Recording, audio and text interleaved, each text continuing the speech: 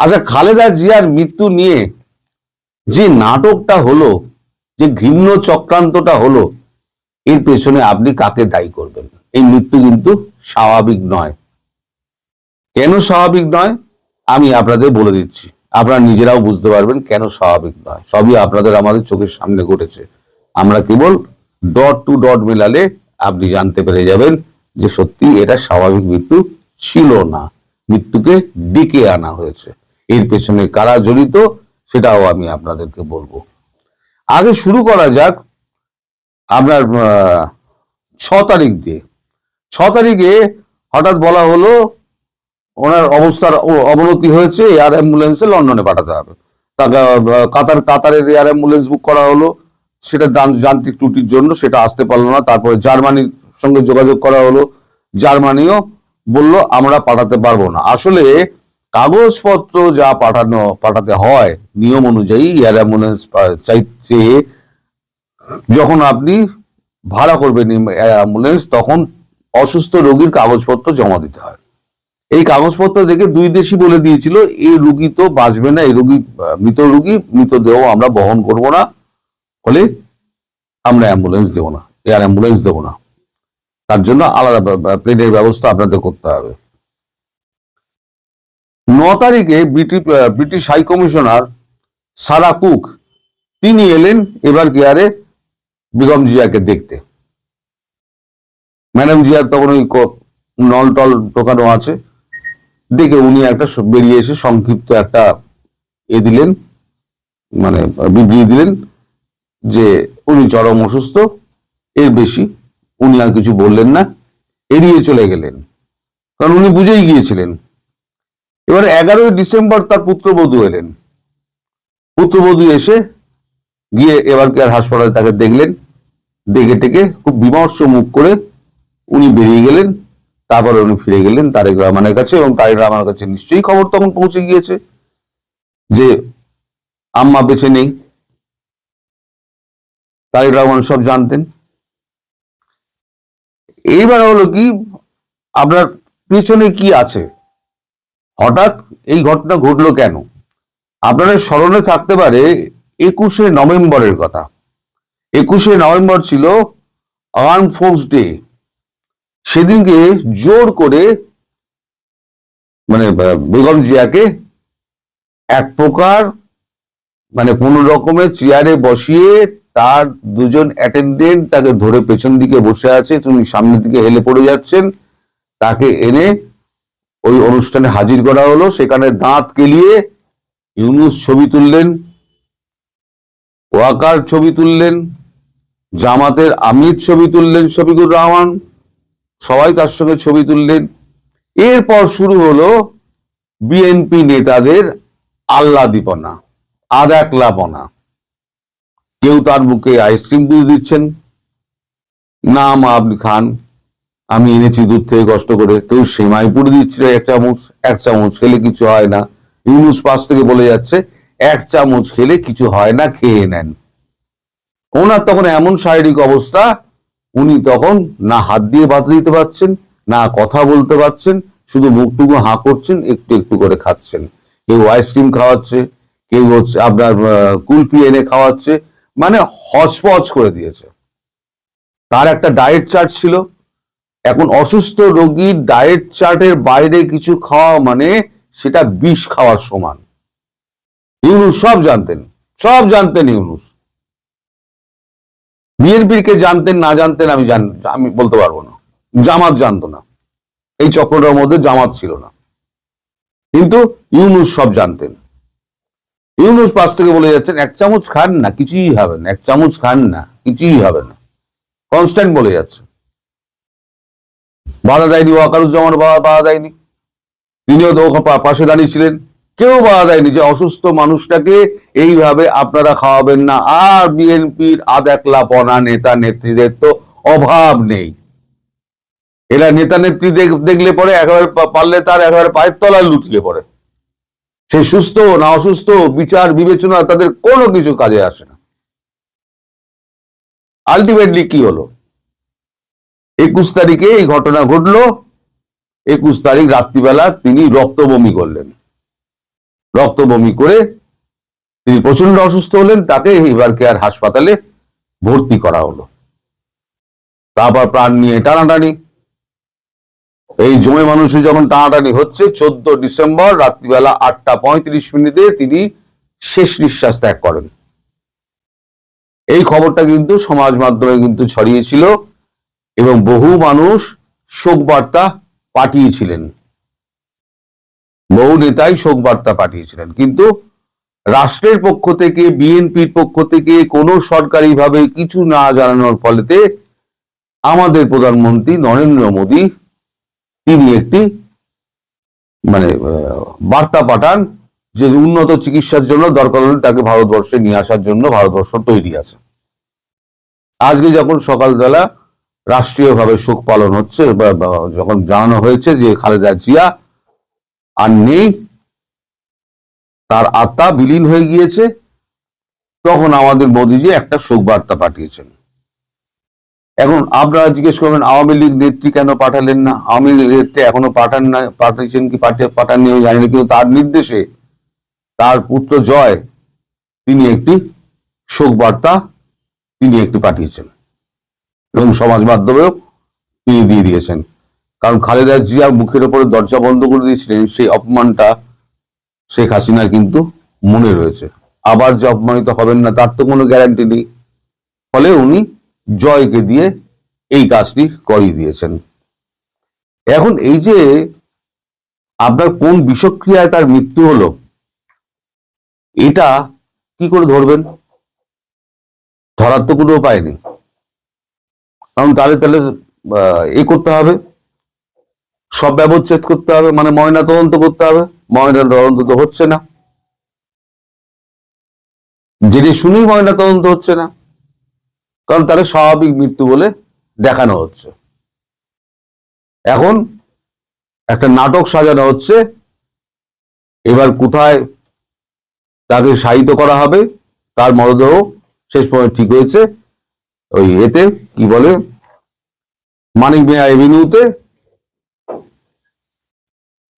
আমাদের প্রয়াত জিয়াউর রহমানের কবরের পাশে তার কবর দেওয়া হবে।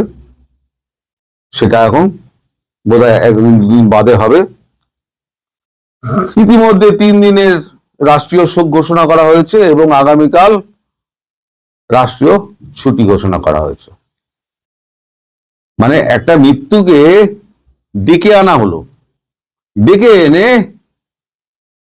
ইউনূসের প্ল্যান ছিল যে এখানে তারেক জিয়া নেই, খালেদা জিয়া যদি এখান থেকে যদি পৃথিবী থেকে চলে যান তাহলে পরে মাঠ পুরো ফাঁকা, ওদিকে জামাত, এদিকে এনসিপি, জামাতও চুপ, এনসিপিও চুপ, ইউনূস তার মতো করে খেলে যাচ্ছেন। তিনি খুব ভালো করে জানেন যে একটা অসুস্থ মানুষের ডায়েট চার্টের বাইরে কোনো খাবার দেওয়া বিষ খাওয়া।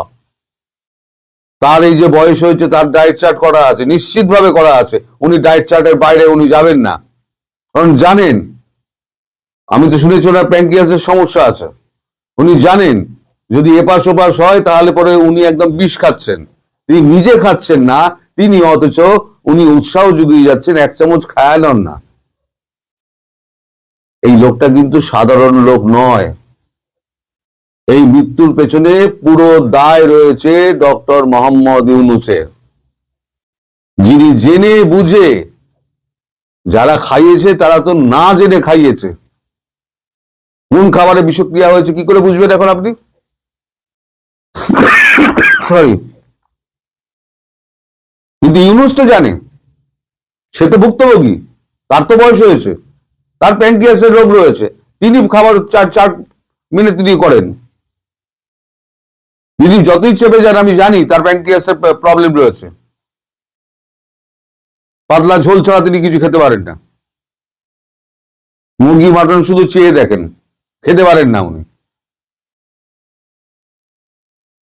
কখনো আপনারা দেখবেন না উনি কখনো খাচ্ছেন বাইরে, কোনোদিন দেখতে পাবেন না। এখন এই মৃত্যুর জন্য আমি সম্পূর্ণভাবে দায়ী করব এই ডক্টর ইউনূসকে। আর তারেক জিয়ার কথা বলবো একটুখানি।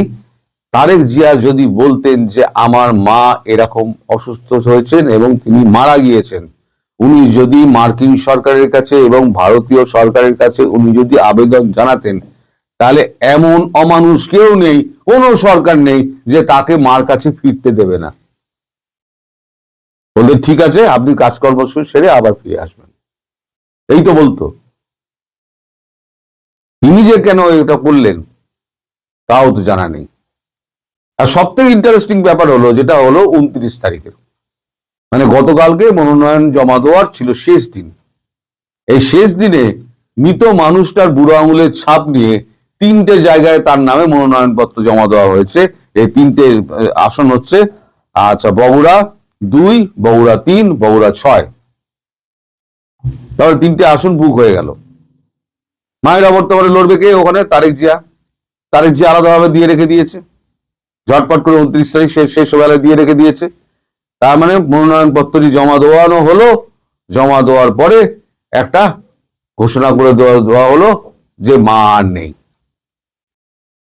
সব হচ্ছে প্ল্যান মতো।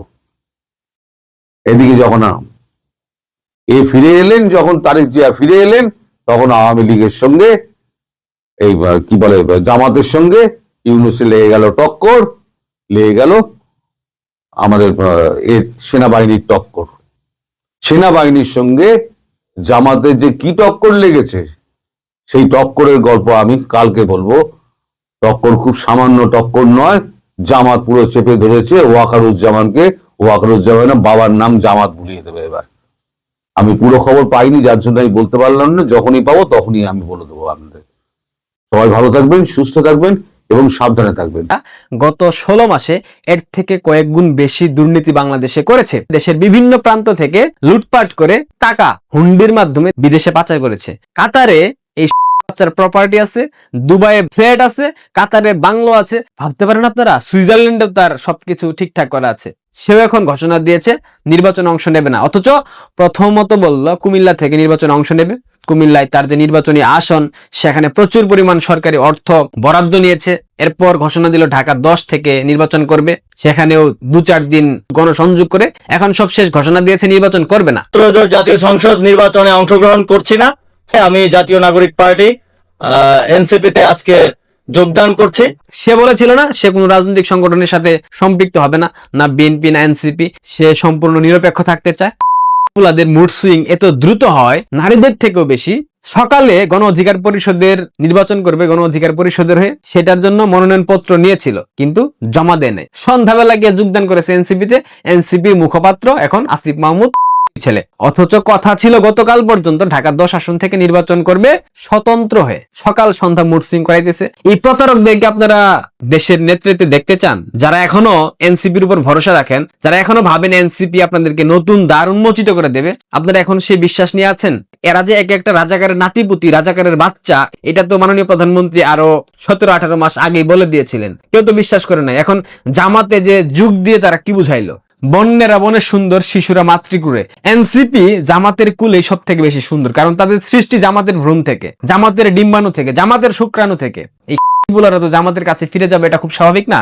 আসিফ মাহমুদ টুকায়ের এনসিপি তে যোগদান উপলক্ষে নাহিদ ইসলাম একটা স্টেটমেন্ট দিয়েছে। আসেন আমরা ভিডিওটা একবার দেখি। জনাব আসিফ মাহমুদ সজীব ভুঁইয়া তিনি এবারে নির্বাচনে অংশগ্রহণ করবেন না, বরং আসিফ মাহমুদ সজীব ভুঁইয়াকে জাতীয় নাগরিক পার্টি এনসিপির মুখপাত্রের দায়িত্ব দিচ্ছি।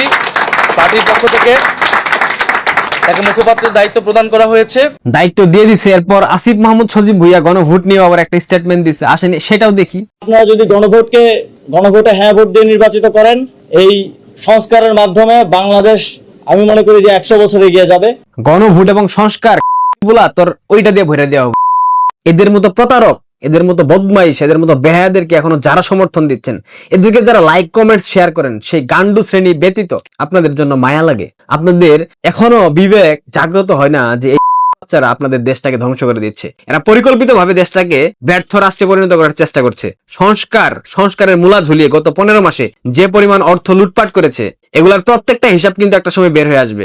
সবাই কিন্তু দেখবো আমরা তখন কি আপনারা সেই মুখ দেখাইতে পারবেন? যারা এখনো তাদের সমর্থন দিচ্ছেন, যারা এখনো তাদেরকে স্নেহ দিচ্ছেন, ভালোবাসা দিচ্ছেন, আদর দিচ্ছেন, সোহাগ দিচ্ছেন, আপনাদের লজ্জা থাকা উচিত। আমি আপনাদেরকে বলেছিলাম না, জামায়াত যখন বুঝে যাবে প্রশাসনিকভাবে তারা তেমন একটা সমর্থন পাবে না, যখন বুঝে যাবে আন্তর্জাতিক সম্প্রদায় তাদেরকে সমর্থন করছে না, যখন বুঝে যাবে বিএনপির কাছে অনেকটা কোণঠাসা হয়ে গেছে, তখন জামাত আরো একটা লাশের রাজনীতি করবে, যেমনটা হাদির লাশ দিয়ে তারা অস্থিতিশীল পরিবেশ সৃষ্টি করে নির্বাচনকে বানচাল করার প্রচেষ্টা চালিয়েছিল। হাদি ইস্যু তো ব্যর্থ হয়েছে, জামাতের বিশাল একটা গার্বেজ ইস্যুতে পরিণত হয়েছে হাদি ইস্যু। হাদিকে এখন সবাই জঙ্গি হিসেবে ট্যাগ দিয়েছে, কারণ সে সাম্প্রদায়িক উগ্রবাদী জঙ্গি ছিল, যে টাকার বিনিময়ে মব করতো, যে টাকার বিনিময়ে আওয়ামী লীগের নেতা কর্মীদেরকে মব করতো, তাদের ঘর বাড়িতে হামলা করতো, Gulistan party office, Dhanmondi party অফিসে ভাঙচুর করতো। হাদিকে জামাত পরিকল্পিতভাবে ষড়যন্ত্রের মাধ্যমে হত্যা করে, এখন বলতে পারেন হত্যা ফয়সাল করেছে। ফয়সালকে হাদি পর্যন্ত পৌঁছে দিয়েছিল কারা, সেটা কি জানেন? খবর নেন। যদি না জানেন সেক্ষেত্রে আমাকে বলবেন কমেন্ট বক্সে, আমি আগামীকালকে আপনাদেরকে এটা জানাবো।